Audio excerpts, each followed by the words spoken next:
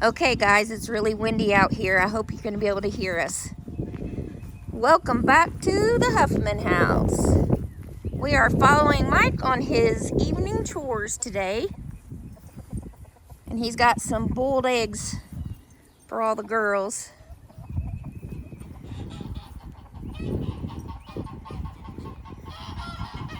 I guess I'm going to start over here talking about why the geese are behind a fence. So, when we just had Gandalf and Gollum, whenever it was springtime and they were getting broody, as you can see, they got very violent.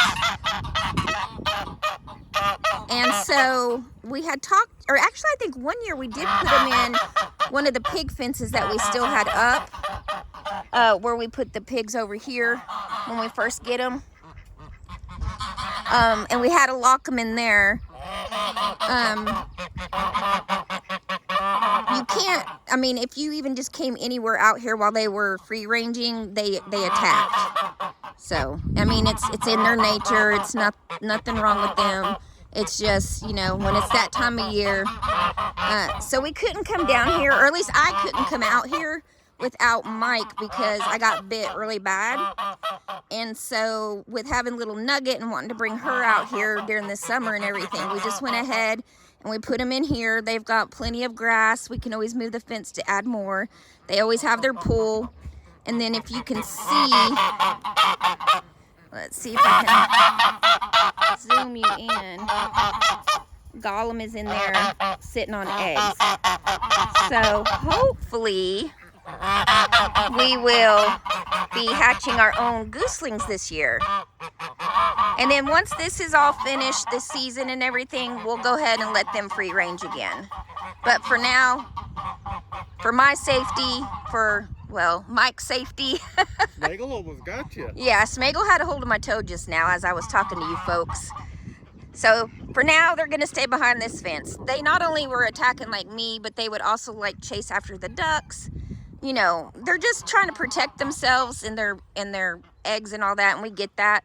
But for now, this is where they're going to be. So I think we're going to go over here, and Mike's going to show us and talk about our meat birds. Now, this is the first time we did spring. We've never done spring before. Yeah, so let me, there we go. So as you all know, we run our meat birds in a chicken tractor, remove them twice a day. This is the first year we're working with Cornish cross. So normally we get like the Freedom Rangers or Murray's Big Red Broilers.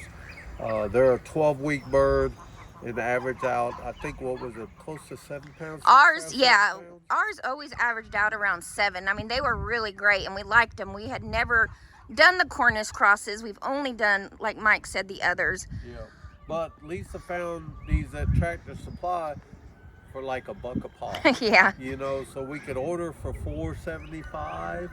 Yeah. Or we could get 15 for $15. Right. I mean, math is math, folks. You know, and if you're trying to provide as good a food as you can for the least amount of money. Cornish crosses. Cornish crosses. And we wanted to try them. You know, our only endeavor so far in the meat birds has been the Freedom Rangers and 12-week broilers. So we wanted to try the 8-week meat bird and see how it went. Yeah. They're doing great. They're at 4 weeks today, right? Yes. Yeah, so today they're at 4 weeks. Again, I've got them on the water system. We feed them 12 on, 12 off. So when I put them to bed tonight, I'll hang the trough up and they won't be able to eat anymore. Yeah, they definitely attack when you come in. Not attack like the geese, but attack like the food. The food, yeah. They eat like, I mean, constantly. Eat, sleep, and poop. Yeah. That's all that bird I does. mean, the what were the other ones called? The Red Rangers? Yeah, Freedom Rangers, Red Rangers. Yes, they at least They were chickens. They were a lot more like a chicken. These guys, I don't know. I don't like the look of them. I thought that he was gonna have to cull because I saw their back ends looking like that, and I thought something was wrong with them. Yeah, I'm just not impressed with the look of them at all. And you know, I mean, I'm gonna be eating it, so if I'm grossed out while they're alive. Yeah, they'll be fine. Yeah. You know, a lot of folks raise them, and they're happy with them.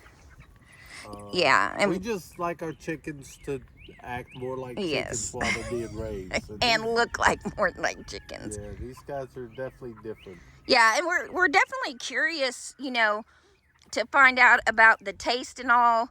Yeah. You know, how it compares to the Red Rangers that we've raised in the past. So that's definitely going to be interesting. You gotta experiment. You know, you gotta figure out what you like, what you don't like. Yeah, and if you've been with us for quite a while, we love to try new and different things. I mean, look, we got turkeys now, you know.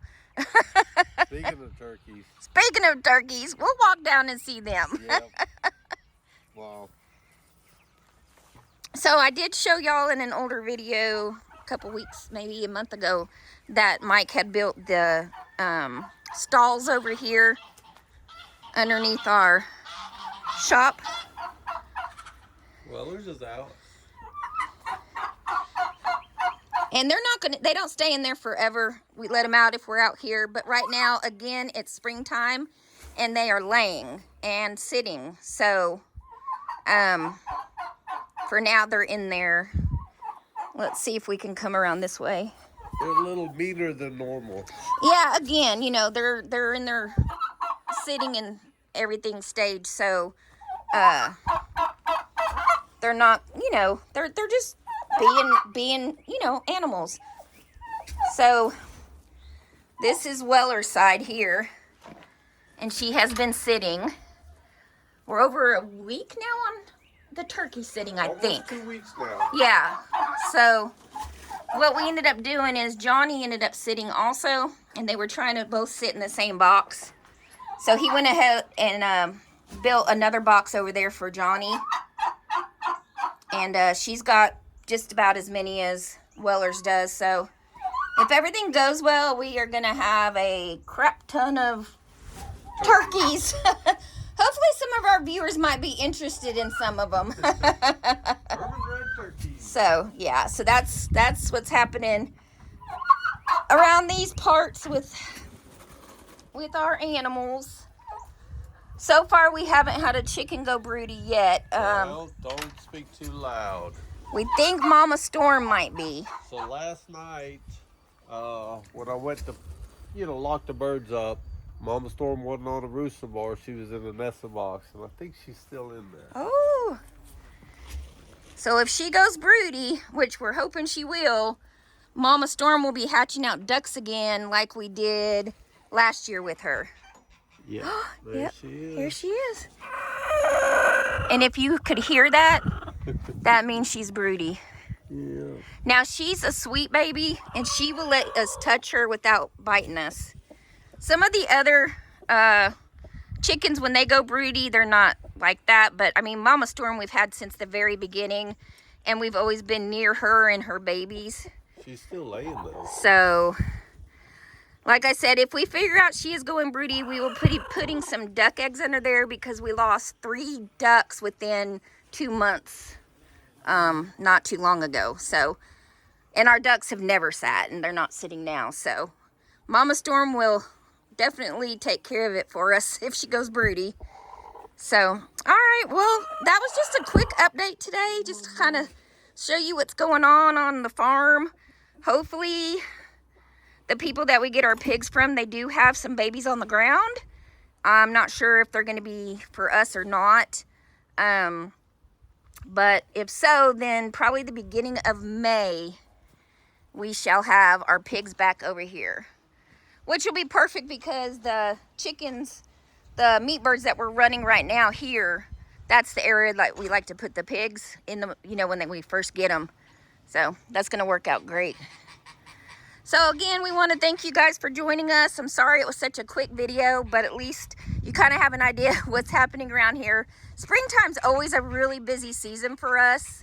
And I definitely want to show you, from my last video, I was showing you our back deck. So as this video goes out, I'll just do another little showing of what it looks like now. All right, guys, we'll talk to you later. See you soon. If you have any comments or concerns, let us know. Bye, guys. She's up.